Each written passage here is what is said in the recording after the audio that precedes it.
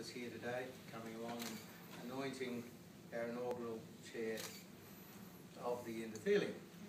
And indeed, in coming today, and I just thought, well, there's not much I can say to add to what has been an exceptional day, and exceptional day with a lot of terrific people here, kindly still staying around and hopefully getting a drink in a few minutes, I think that's what you're here for.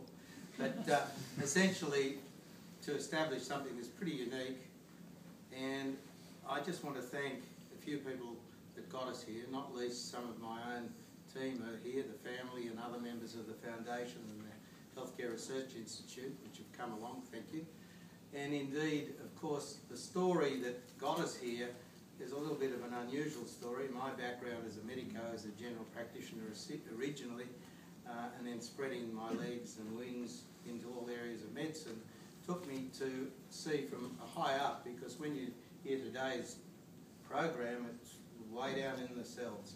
But I looked at it from a high level, and I saw that from a GP's point of view in particular, you could see things that were going on that just weren't getting a connector. And in the end, the connector turns out, in my view, to be the endothelial cell.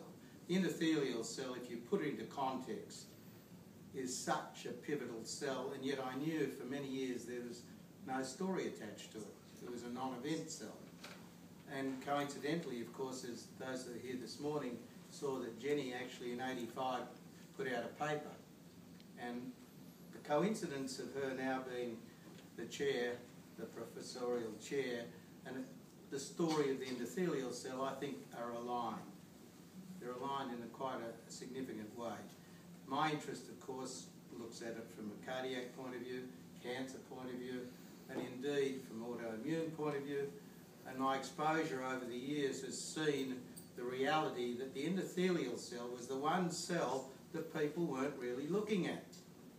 And the bottom line of looking at that cell and really understanding it for its multidisciplinary, multifocal and multitasking role, neglected the reality that maybe we're just touching on something that is going to be unique. And Jenny yesterday on the phone thought we're maybe 2% along the way to getting somewhere about really understanding the endothelial cell. My view is we may be 1%. We always know there's more to know.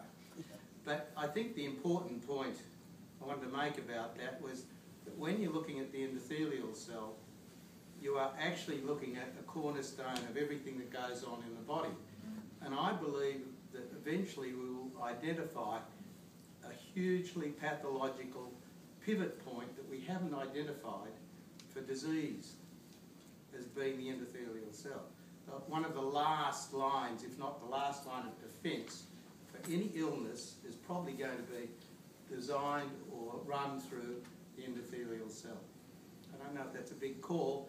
We've talked about inflammation, we've talked about all sort of autoimmune issues and immunology, but we've never said the endothelial cell is part of that body defence mechanism. Today we heard about ins and outs and ins. Isn't that part of the story? What about the nutritional ins and outs? And then, of course, you have rheumatoid arthritis. And I remember seeing those ins onto the endothelial cell having a relationship there. There's so much to learn about the endothelial cell. Indeed, great pleasure being here. Great program today. Thank you all for coming, and indeed, very much thank you for coming along and do the special event. Thank you.